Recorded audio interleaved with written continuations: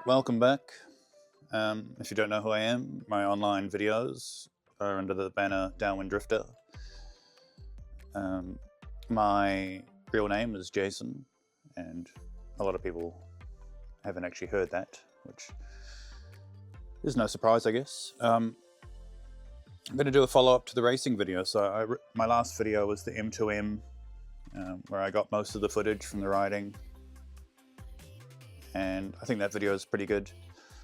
M2O, I filmed a little bit at the start, and I will try add in some footage into this video, if I can manage it.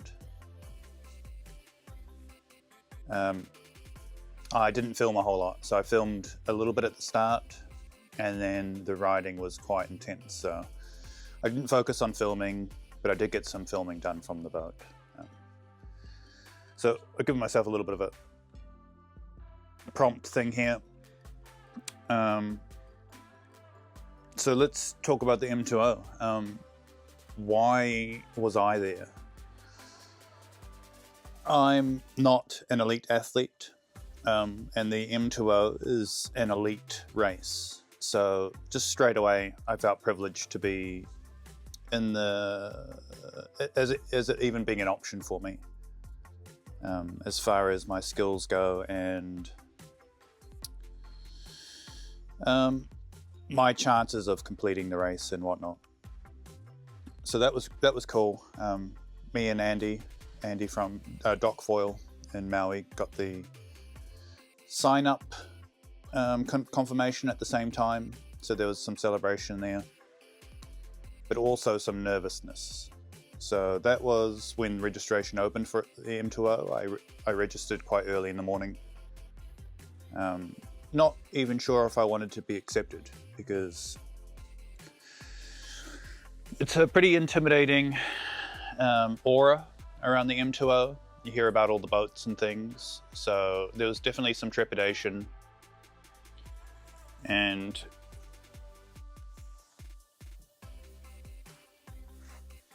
I'll get to that later. Some trepidation. But I was accepted, and I started researching where do I stay on Molokai. So the race series was the Voyager wet feet, and that was a qualifier for the Triple Crown, which is the overall, which encompasses all the some of the races.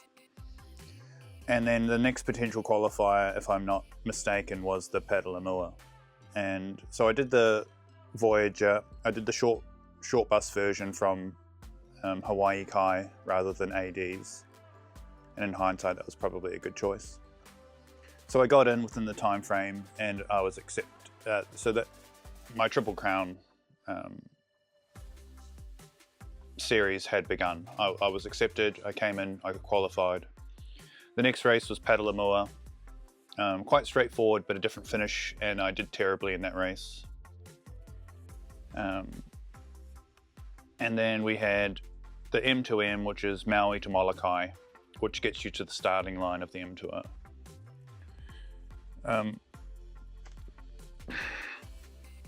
Obviously inspired by big names, people like James Casey, Kane DeWild, Kai Lenny, just big names that enter this competition just made it seem very elite and exciting, but also potentially outside of my skill set. So I'm going to go into some of my prep training, the gear. It's here. Lovely photo of the race. This is from Petalamua. I just had this framed. Beautiful shot of the Axis crew. I'll go into the race day itself, the people who were there, my lessons, and basically how I'm going to attack the next stage. So that's that. The race itself is 40 miles, which is around 60 kilometers, and I've only done that distance once before in New Zealand, and it was kind of light conditions.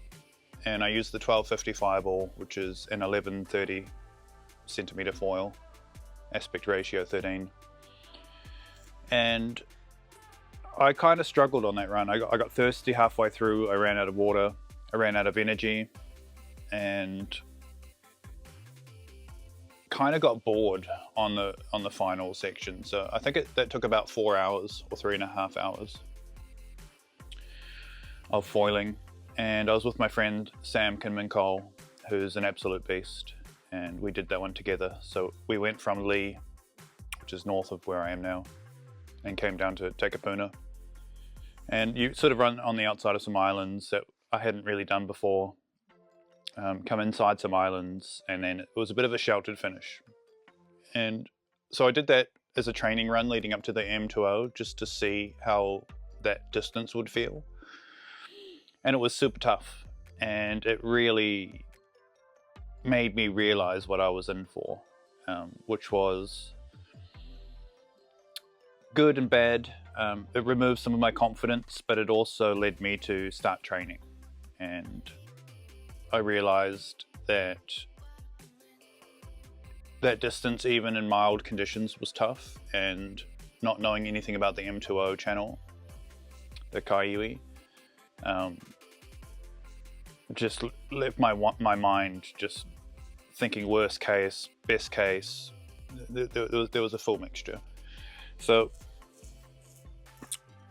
I started realizing my weaknesses and being honest about them, and just being honest about the whole journey and what I would need. And so my weakness is often paddling up and board stability. When I get fatigued, I can actually find it quite hard to even just stand on a board in bumps. Getting to my feet, making it work, keeping that going long enough to get on foil, finding the right bump.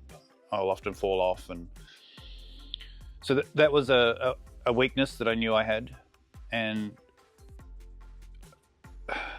when I do paddle up, I often get quite excited. My heart rate goes through the roof. My mind starts getting a bit loose and spinny, and then it takes me a while to settle down. And once I'm up, I'm normally pretty good. I don't often fall off too often.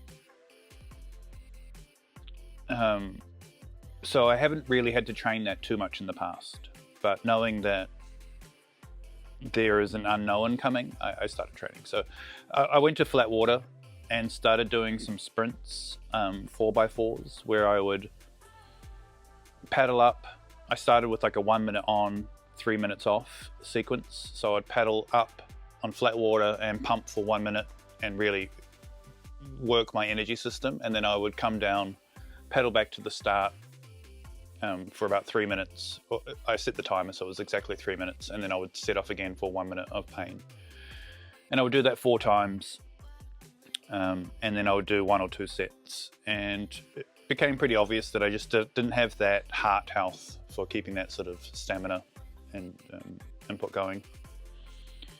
So I worked on that beforehand, started getting better. I realized that 1 minute on was too long for me. I was getting too exhausted too quickly. And so I broke it down and came back to 30 seconds on, and then eventually 40 seconds on. And by the end of that first set, I would sometimes not get on foil, and the foil I was using was the 1350 Fireball, which is a 1300 centimeter, 1309. Big rear foil, like around 150 centimeters. Shorter mast. I was using my 76 mast for that, but ended up on the 72 just to make it give myself more chance of getting a foil.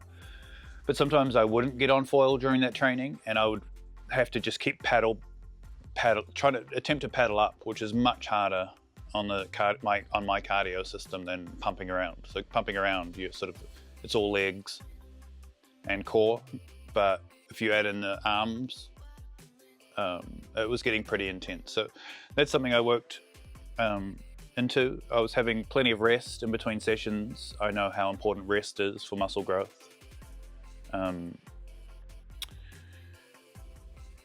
I learned a lot during those paddle ups too. I started figuring out where to put the mast, how to be light-footed, and how I'm not light-footed when I get tired. So the more tired I get, the more aggressive I get with my weight. So there was lots of lessons involved, technical lessons, as well as health gains and strength gains and endurance gains. And I started taking that into the waves too. So I would use a wave to get up on foil, and then I'd pump around to build resistance to that environment. And I was learning a lot from just even doing that. So there's a lot to be had, a lot of gains to be had there. So yeah, I learned some technical skills as well as built my endurance battery. I was doing it with the local crew. There's guys that go out to a lake where we are at Takapuna. It's a freshwater lake. I don't know if there's an freshwater lake in existence. And so that helped too. So I had other guys that do that on the regular, and I was copying their training plans. And I think they were copying James Casey's training plans to some degree. They were a part of the Casey Club, which is a good resource for a lot of people. I joined the Casey Club back 2 or 3 years ago when I was learning. I lasted 1 or 2 months, and then I actually started just doing my own thing. I was trying to stay positive throughout the training. Mentally, I was thinking worst case, best case, trying not to scare myself, but being aware of what could happen and just being honest. And the truth is, that was my first run with a boat escort, so actually I was probably the safest I've ever been, and I took that knowledge with me. There were some challenges to the training. If I put in a flat water training session and some wind picked up, I had to balance that with getting enough rest. You definitely don't want to go into things overtrained, and I lean towards overtraining. I always have. I get excited and I want to work hard, and not having that rest can lead to a certain burnout. That can be good in some ways and in short bursts. But overall, I think rest is really important, and that is a part of being a professional. So I'm definitely not a professional, but professionals, like true professionals, know the importance of rest. And that is often where your gains come. And being rested going into a training session is going to give you quality gains versus going into that training session a bit fatigued mentally, physically. So I was doing that for training. I was starting to do some longer runs. I did a couple of 50-kilometer runs. I did that longer one I just talked about, and started feeling good about the whole thing. So that was that. Unfortunately, when I got to Hawaii, I ended up getting a virus between the Voyager race and the Petalumua, and I was basically in bed with a fever for 3 days, not sleeping hardly at all. I was getting 1 to 3 hours a night. It was just too much going on, too hot, too cold. And that was not great. As far as the sickness was, it wasn't that bad. It was just sort of fever and some surprise coughing, but it also reduced a lot of my energy, and I was off the water for maybe 3 to 5 days. And my next water session was the Petalumua, and that was just a week before the M2O weekend. And after the sickness, going to the Petalumua, I was stoked that I could get on the water and complete the race, but I felt like I'd lost all my training. So that was tough, and at the time I was thinking, oh, this is terrible. I have lost all my gains. Like, as soon as my heart rate would elevate, I would just get exhausted, dizzy, just feel empty. And then when I actually got back to New Zealand, I thought, actually, if I hadn't been as trained and prepared as I was, which wasn't actually that prepared, coming up next year, I'm going to prepare a lot harder and a lot more serious for this race series. Not to compete so much, but just to make sure I fulfill my own goals. But when I got back to New Zealand, I actually thought about it a bit more honestly and had I not have been that trained, I might not have even been able to do the races, or I might have been sicker for longer. So my training definitely paid off, and it was a shame that occurred. Nutrition-wise too, leading up in the training, I was taking creatine quite regularly, 5 to 15 grams a day, trying to eat right, get lighter, cut out the rubbish, cut out the chocolates and stuff. Still drinking some beer though, which wasn't great in hindsight. So that was the build-up basically, and after the M2M I was actually pretty confident. I aced the M2M run. I got in, I kind of blew out my legs right at the end. I pumped for as long as I could to reduce the paddling, and I wasn't sure where the finish line was. So that probably added a bit of fatigue. And the day that we landed on Molokai at the end of the race, I stayed at the harbour for way too long. I was there all day in the sun, getting dehydrated, not eating correctly, high stress. My watch tells me all the stats. And I got back to my hotel check-in, which was kind of stressful, and then had to travel straight away to the sign up for the M2O that evening, and the prize givings. And I just got very tired and kind of run down, which I will approach that differently next time. I'll make sure I've got everything lined up and I will go and rest. And a lot of the other competitors were having ice baths and stuff and taking it quite seriously, whereas I ended up not eating enough. I had just taken some simple pasta over with me, and I was basically eating bananas and beer between those races. Getting from where I was staying to the west side of Molokai for the takeoff of the M2O on race day happened in the morning, and that was stressful. Everything was a bit rushed. I haven't done races in the past, really, besides some of the Perth racing. And so the environment is quite stressful for me. I get quite stressed around big groups of people in a pressure kind of situation where I have something looming over me, like the race and the unknown of that channel. So I could have approached that a bit better, and I will next time, and I know for now. And unfortunately, that's probably not going to help you guys that are going to go do it, because you'll probably go through that same thing as I did, because there's so many unknowns and through that weekend, that race weekend.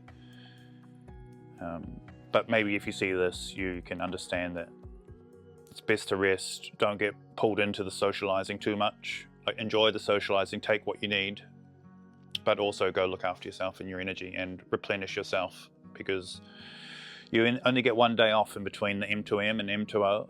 And although the M2M didn't fatigue me, it was an upper range distance for me to foil.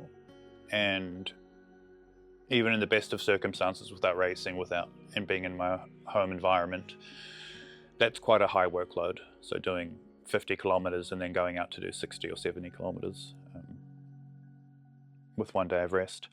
But gear-wise, M2M, I used the 1160 and 50 skinny on 64 fuse. That felt great, and I decided to go with that for the M2O also. Frank made me a board for the race series. I went a bit bigger. I went 9.1 by 17.75, 123 litres. I asked him to focus on stability for me. I didn't quite get what I wanted. I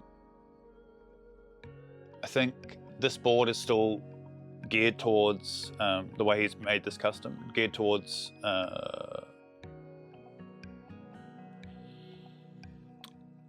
not pro level, but just, it's designed for ease of takeoff and whatnot. But what I really need out there is stability, and my equipment next year is going to be a bit different.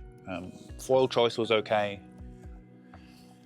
but I'll get into that, I guess, during the race debrief. But the board could have been more stable for me, and so next year I'm going to look at something more around 19 wide, maybe slightly lower leaderage for water stability, and just get some chunky rails. I just want a board that I can get up, stand on when I'm fatigued and water. And yes, sometimes the water's just going to be too difficult to truly manage, no matter what gear you're on. but I want to give myself my best shot at that. I used the 76 mast, which is my custom cut down 80. A lot of the other races were, from Axis at least, were on the 72 centimeter mast, which helps getting the foil up during your takeoff, but it also removes a bit of stability. So a longer mast, if you're used to it, can give you a bit more stability, just having that longer keel, slower motions. But I was pretty happy with the 76. What else? The paddle, I used the KT paddle, which has been amazing. Unfortunately, during the M2O, the handle got loose. The handle is just hot glued in, and so I can remedy that. But I might actually, because I feel like it's the correct length, I might epoxy my handle in and just make sure it's totally locked down. Otherwise, I took hydration with me. I took a 1.5 litre camel pack, which I held on my hips using a fanny pack or bum bag.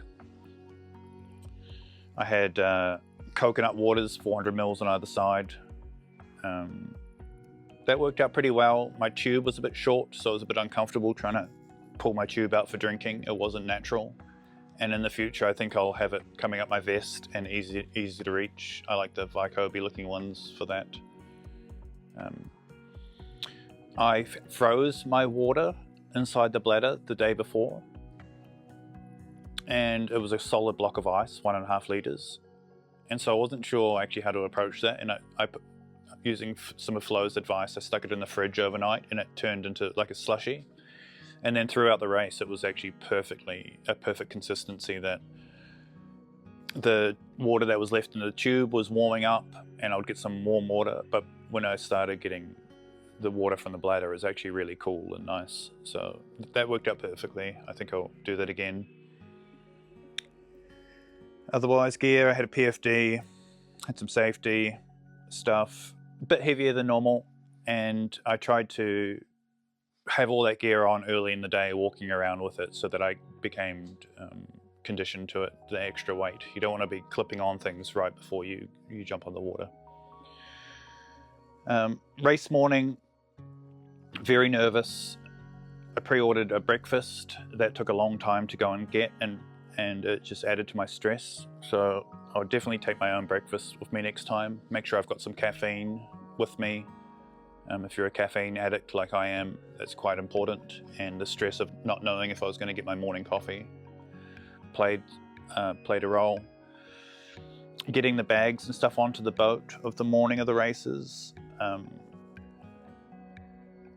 Well, that was quite stressful and quite difficult as well. And I hadn't really thought too much of that, but now that I've seen it and done it, I can probably approach that even a little bit better. Maybe having a couple of smaller bags rather than having one big bag to transport to the boat could have been an option. Next note is race day. So yeah, the race day was pretty intense. I've been hanging out with a lot of the guys, the Downwinding guys, at the prior races, as well as just doing runs with everybody leading up to these races. So everybody felt like a friend. There was no bad vibes. Everyone was helpful. I didn't have any thought of being starstruck or anything, even though I was surrounded by pros and high-level names that had become quite familiar. But overall, so that race day morning was pretty intense. It was quite stressful. I'm glad I'd already decided on my foil setup. Set up the gear, found my boat. My boat captain ended up being great. A young guy, Zhik. Highly recommend him. The boat cost about $1,800, which was a bit of a high end, but he was very experienced. He had chaperoned or caddied Pace the year before, and Pace is an absolute beast. So there was a bit of contrast there for this boat driver. Conditions were a little bit of an unknown. You jump on your boat to get to the start line because the start line is quite far away from where you get into the water. If you had, I don't think anybody paddled it. Everybody jumped on their boat to get delivered to the start line. The start of the race was broken into 2 sections. So they had a first wave, which was half the competitors, and the unescorted guys, which was about 20 guys and girls, 20 people. So I was going to be in the second wave of people that was 5 minutes delayed. And that was kind of cool because I got to sit out there a bit longer, experience the bumps. Basically, my boat driver got me to the start line. I jumped in the water. They were all wishing me good luck. I had Florrie on the boat. She had done the M2M, crushed it. That was her big goal for the year. She was super stoked, and I was super stoked that she was wanting to jump on my boat and help caddy for me. And she was an enormous help. So thank you, Flo, if you see this. Amazing. You definitely, I think I would have struggled. My boat might not have even found me without you. So that was good. The conditions were quite mild, but there were bumps. So I was sitting at the start line, and the water's moving, and you can kind of get a sense of what you're going to be into to start. And it was kind of good. So the bumps were sort of a medium size, quite civilized feeling. It wasn't too fast. It wasn't too still. So my confidence was high at the start. Watched the first wave go, saw all the boats shooting off, and it's like, wow, this is really happening now. It's quite a sight seeing 80 boats taking off, and I'd heard about boat wash and stuff and for the races, but this one wasn't actually too bad. Breaking it into 2 parts I think was good, and then they had a pilot boat that was keeping all the boats south of the races for a certain distance. That was unspecified, but they made a radio call for when the boats could actually come in and start finding their athletes. So I watched that happen. My start went, the starter went off, and my approach at that point was really to just take my time. I wasn't in the race with the other people, I was in the race for myself, and my goal was just to get to the end. So I started slow. I think I got up quite quickly though, and the boat wakes weren't too bad until about 5 minutes into it, and then it just started getting very mixed and washing machine. And I tried to start surviving that for a while. I was having to pump at a lot of energy. It was very high, a high technical difficulty. And eventually I allowed myself to just come down. There was too many spots that were awkward. I didn't want to ruin my legs. My legs were already feeling slightly fatigued straight away. And so I came off foil after about 10 minutes, and then rather than panicking, I sat and let my heart rate come down and really was analyzing the boat wash, and I could see moments where that was settling a little bit. And so I waited a couple of minutes, and that was basically all it took to get some time in a zone to myself where the water felt reasonably true. And so I got up and paddled up again and really dug deep into an energy system I wasn't really feeling, but managed to get up and start riding again. My boat hadn't found me by that point. My boat actually took off in the first wave of competitors, and Florrie had to turn the boat captain around. The boat captains all get a little bit excited when that first siren goes off, and a bunch of boats went off, and my boat actually had to come back upwind and look for me. And the M2O tracker wasn't accurate enough for that to happen. There was delays on it, and Flo, I had shared my location on WhatsApp to Flo in my local downwinding group, and she actually used the WhatsApp location to find me. I had discussed with them a little bit that I would be far right, and actually leading up to that day, which could have put me wrong a little bit, I got a group Adrian wrote a message to the Access group who I was a part of and said it was going to be a hard cut right for us racers. And so my immediate direction was to go right and make sure that I was going to reach Oahu. So I was cutting right, quartering off, and then riding reasonably well.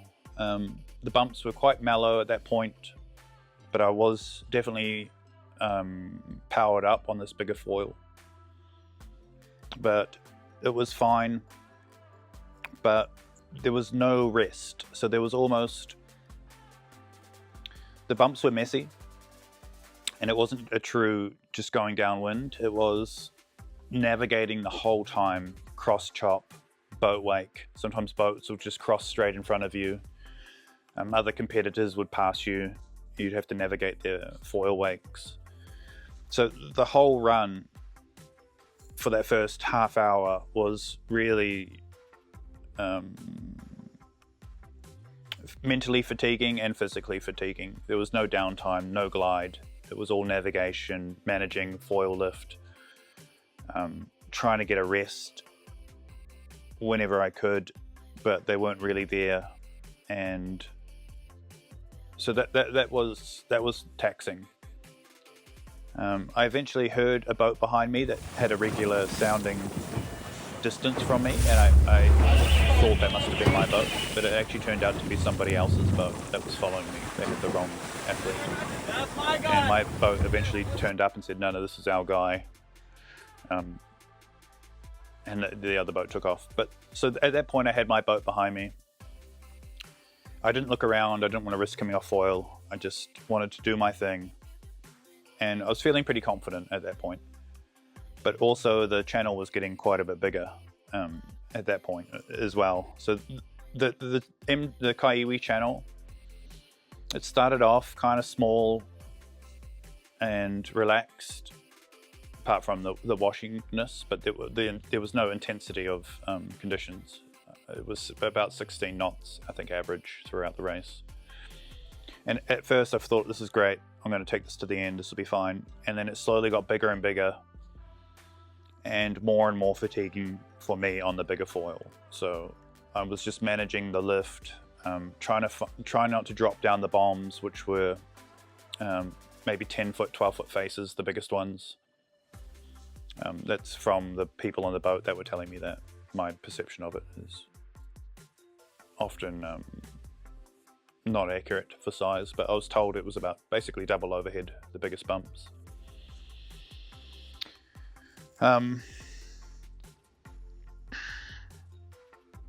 So the vibe then was pretty good, and I was feeling confident.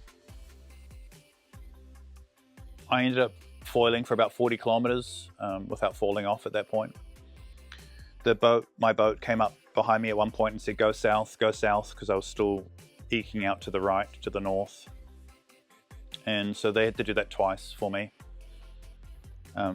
When you don't know where you're going, you kind of start heading towards land, but I was pointing towards the north or east side of Oahu. And that's probably what got me into a bit of trouble a bit later on. But feeling very good up to that point. And then riding just got more and more fatiguing.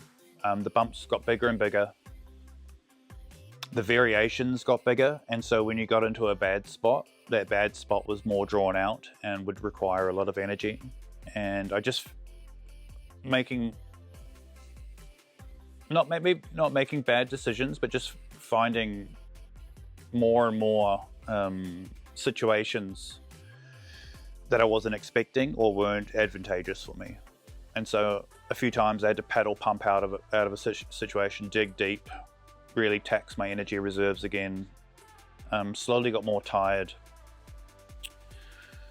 It might have been 2 hours by this stage, and I was starting to get close to Oahu,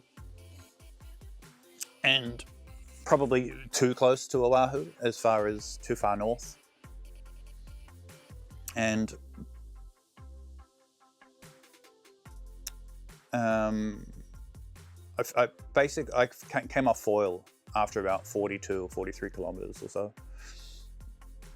And came down because I was faced with a section of water that had no good option, and I was just too fatigued to maintain out, to get out of it. I think even if I was fresh, it would have been a tough spot, but fatigued, especially mentally, I couldn't make the section. And that was another big part of it, was the mental fatigue. So as equal to the physical fatigue, I was starting to, my eyes were losing focus. I was starting to struggle seeing and preempting decisions. Probably from the fatigue, making worse and worse decisions. 1 second.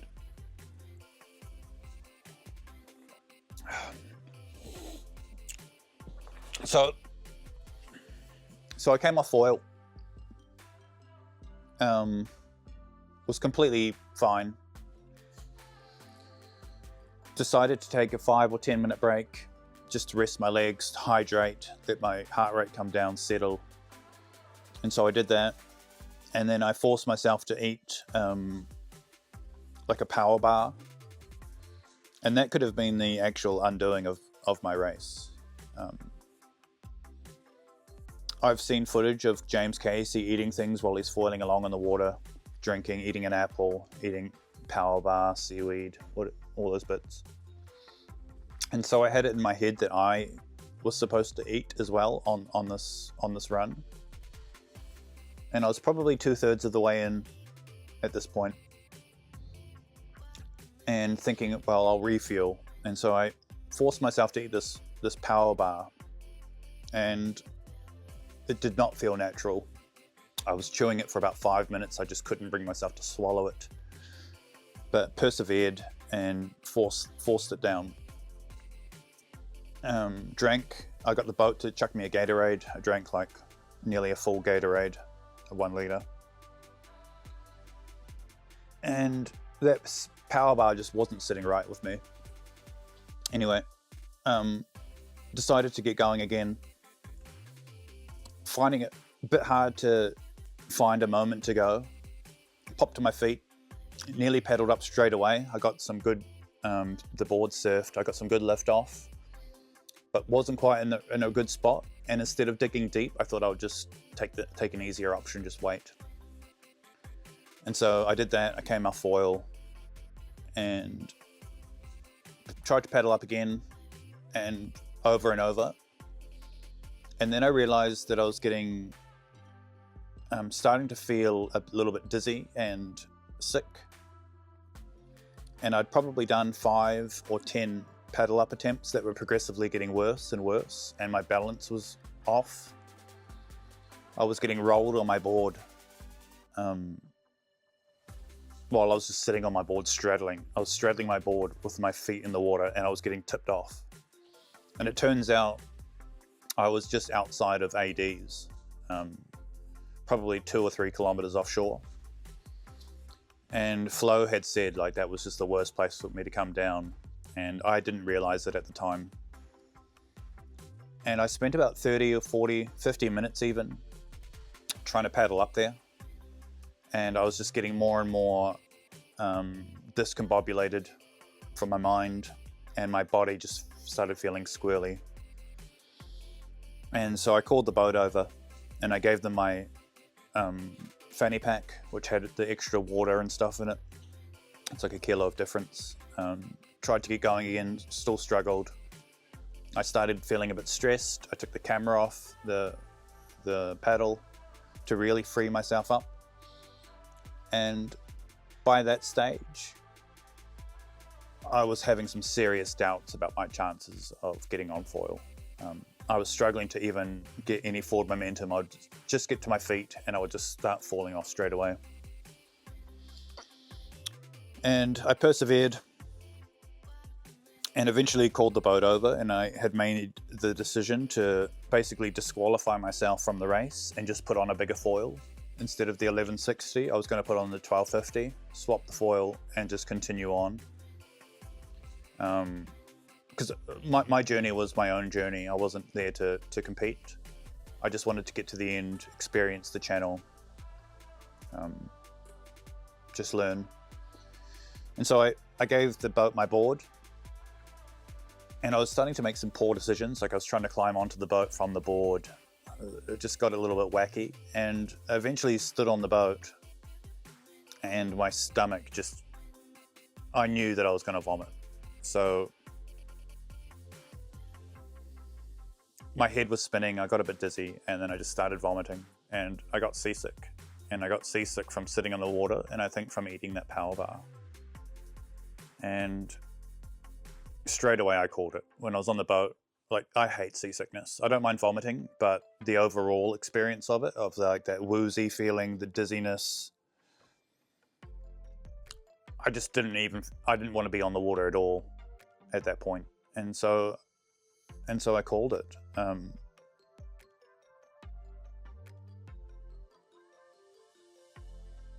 I wasn't too worried about the whole thing. I was still feeling horrible at that stage. The boat had to stop a few times for me to vomit. And Flo was really encouraging me to continue on. But when just feeling that way, I didn't feel like I could. And she didn't pressure me, and she was just very helpful in all ways there. And so I ended up sitting on the boat, riding back to the finish line on the boat, and I was mixed emotions, like, because I was feeling sick, that wasn't great, but I was still happy that I'd been out and done it, and even leading up to the race, I had thought about pulling out a few times because I didn't feel like I was ready. And I knew the other races would be fun and fine, and that I didn't actually want to challenge myself with the M2O. So that has two parts to it, where I'm sort of happy that I did it, and I am happy that I did it, but also I knew that it was going to be tough, and it did turn out to be tough. So there was that. The riding though in the channel was cool. It was great to experience it. It wasn't that fun for me because I was overfoiled, which if I could snap my fingers and swap out foils when I'm up and riding, I would have done that. But getting on foil is another thing, and if I'd sized out my foil, I could have really struggled on the paddle ups earlier. So it's hard to say if a smaller, more efficient foil would have been correct. I don't know. The swells outside of ADs were really, really tough, and Flo had been trying to get me to go further south, and I thought I was, but in hindsight, I was way too close to Oahu at that point, and just too much bounce back. The ocean was too squirrely. There was no wind assist for forward momentum. It was very light. It was sheltered at that point by Oahu, and the wind was quite light throughout. And so you're in big moving water, and no forward momentum from the wind just meant that my foil wasn't engaging, and I would get to my feet, and it was just too tough there. So next time I do this race, and I will do it again, I will stay much further south of Oahu, and if I have to, I'll paddle in at the end. So that was the race day. That was the M2O, and I'll try to add some footage. At one point I was riding with Frank for, I'm not sure how long, maybe 10 minutes, 20 minutes. And I didn't even see him on the water. He was on my backside and maybe a bit behind. And there's footage of me and him riding, which you'll see. But I didn't see him. And that's a shame, because I think I would have taken heart from that. Riding with a friend out there. And just knowing that he was close to me, and because during that middle section, I'd actually passed a lot of people, and I was making good time and tracking well, and I was feeling confident until I came down, and even when I came down, I was still feeling confident. But anyway, that was that part of it. I hopped on the boat, went to the finish line, saw my friend who's always at the finish line when I get in, and Bo. And Bo could see me on the boat, and I know he was a bit disappointed for me, and I just sort of signaled to him that I was sick. But actually by that point I was feeling fine. So about 15 or 20 minutes after vomiting, I came right. And I've since been told by a few people that that's what happens when you get seasick. Once you vomit, you come right. And if I'd known that, and that I could have come out of that situation, I probably would have persevered. Probably would have still swapped foils. But when I see the track, and you'll see it at some point, I wasn't that far away from China walls at that point, and I could have just paddled downwind and gotten to some cleaner water. So again, I'll know that for next time. Getting in at Kaimana, one of the jet skis helped us get back to land. I got given a medal for finishing the race, which felt a bit empty for me because I hadn't finished the race. I'd entered the race but not finished it. That green cap there is finisher 2025. They gave me this, but I'm not qualified to wear it. I'm going to keep it and use it as motivation for the next year coming, if they'll have me back. The vibe on land was just great. So many people just so stoked to have done the race and made it. And I felt a bit separate from that because I hadn't made it. So I was more aware that other people were a bit disappointed for me than I was for myself. So I wasn't actually feeling too bad, but everyone was sort of saying, oh, hard luck and whatnot. And so that felt, that was a bit tough to see the regret through other people for myself, which I might not have felt for myself. If it hadn't been a race situation, I still would have been really stoked on crossing the channel and getting to Oahu. Seeing all the competitors stoked on just finishing and making that journey, and a lot of them were first-time guys, and the majority of people did make the finish line,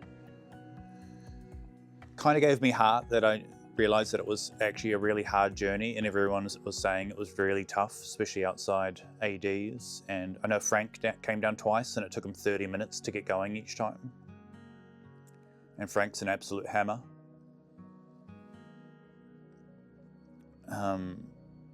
Made me realize how hard it was, and that I should have been maybe expecting it to be hard.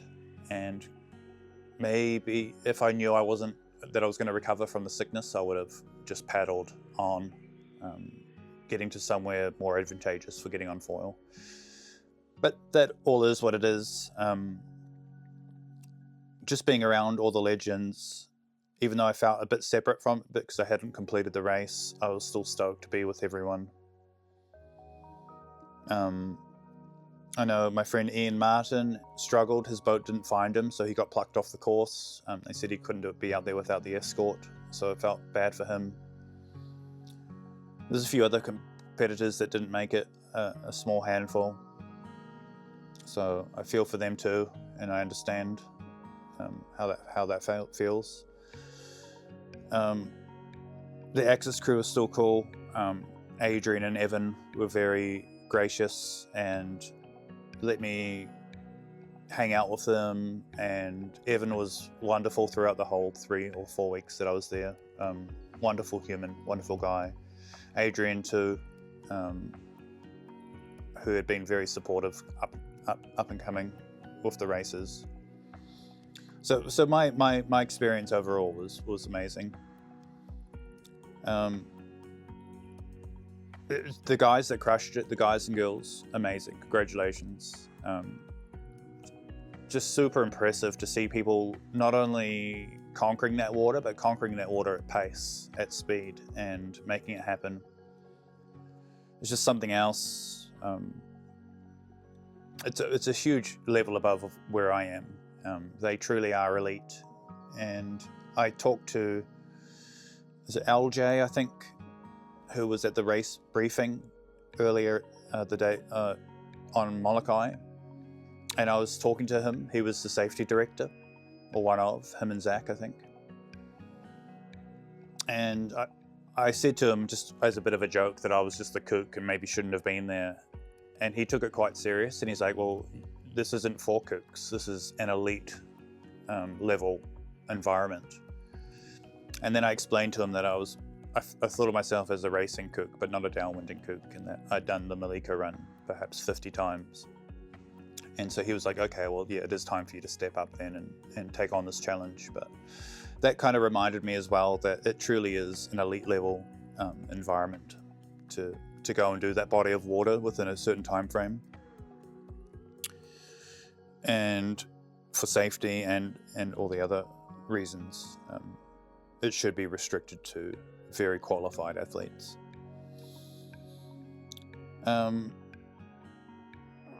It was cool being around Kai Lenny. Got a photo with him earlier. He was around at the Axis house for a bit. It was really cool seeing Phil, Iron Phil. His encouragement and stuff has been, he messages on all my videos, and seeing him in person was cool. He's a real beast, crusher, learning to downwind foil. He won the M2O prone or sup paddle back in 2010, I believe. All the competitors just great. And seeing how hard it was for them has given me a lot of heart, because until I came down, I was maintaining and doing really well. And had I not have come down, I could have sailed to the finish, potentially.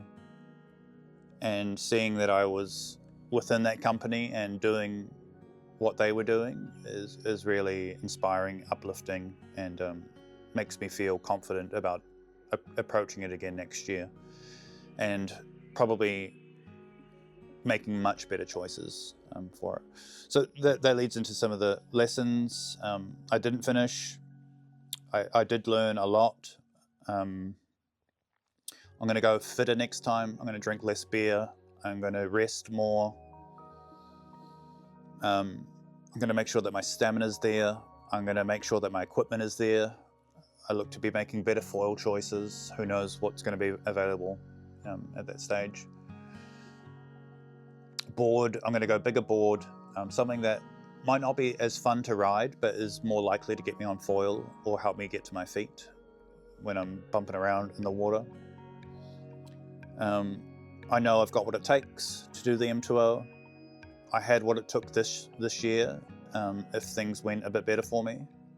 And so I'm just going to fill those gaps and work on some bits for that. It's given me so much stoke to go out and train. I'm hungry for it already. I've been on the water every day since I've been back from Hawaii, because we've had amazing wind in New Zealand. And that left a whole lot of waves. And I'm working too hard at the moment. I'm going to look forward to some rest. If I could change anything, I wouldn't have eaten that power bar on the water. I would have stuck to my instincts. I never eat on the water. And I don't eat much anyway before foiling, and I normally do all my eating at the end for recovery. And I had put a sports fuel into my water, so I had taken on about 600 calories over those 3 hours, and then I think that would have been enough by itself.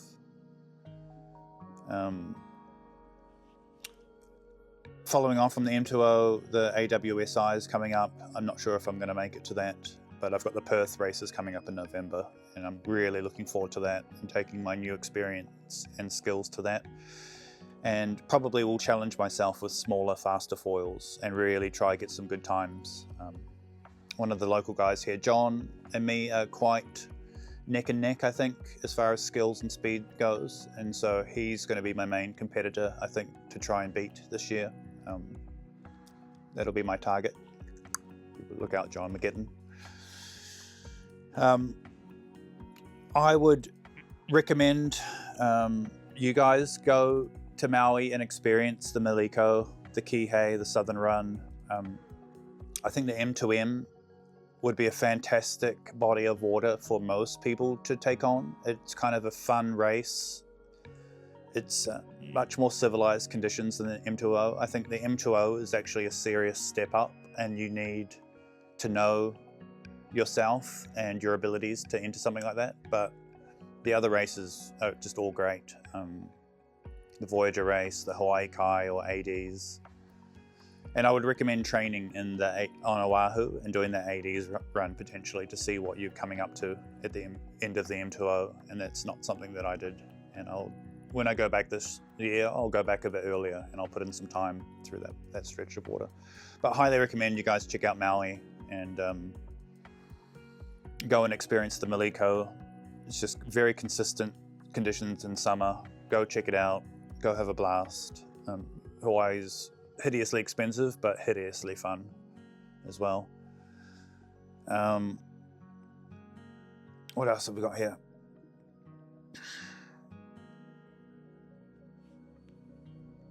Yep, that probably sums it up.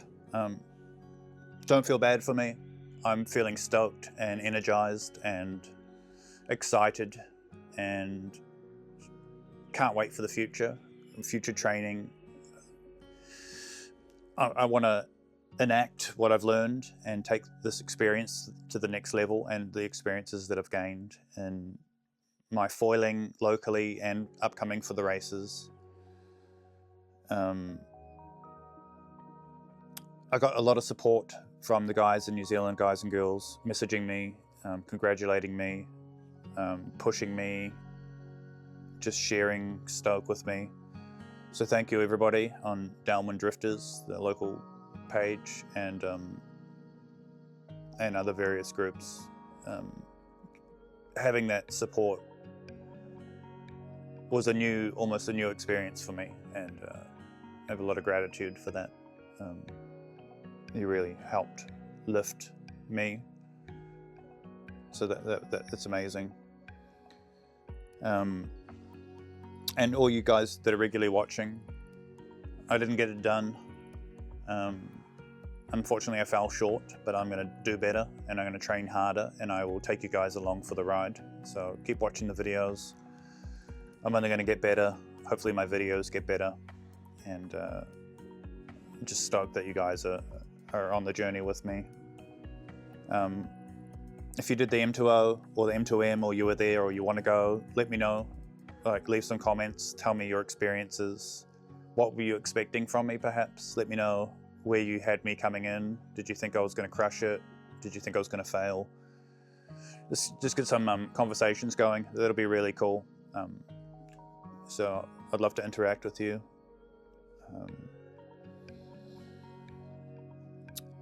Yeah, I think that's it. Thank you to Axis for giving me all the good gear. Frank, man, you worked hard over there.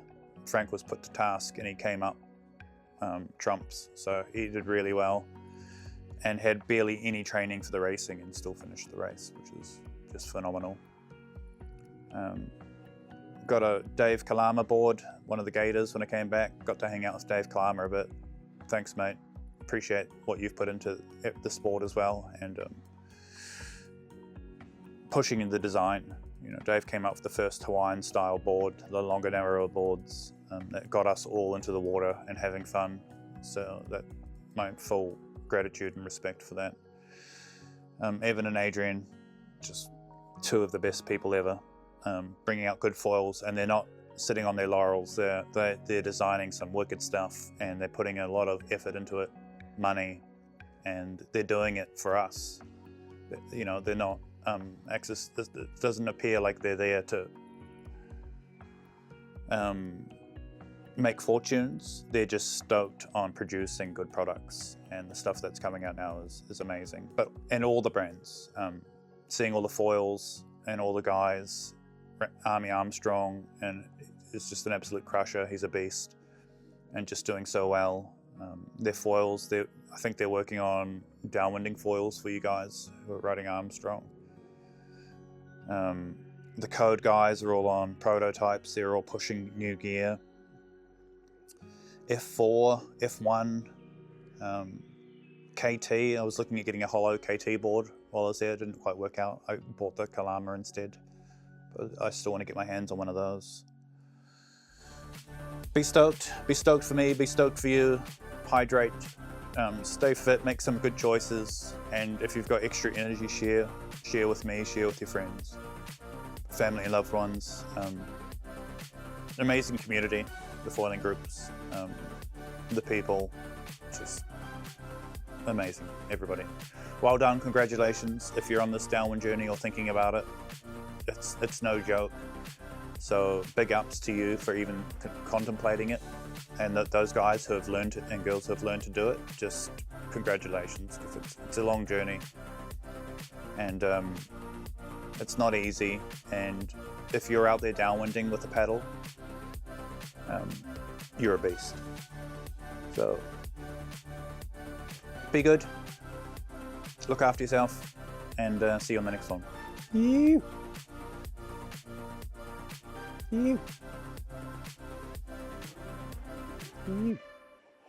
See you guys.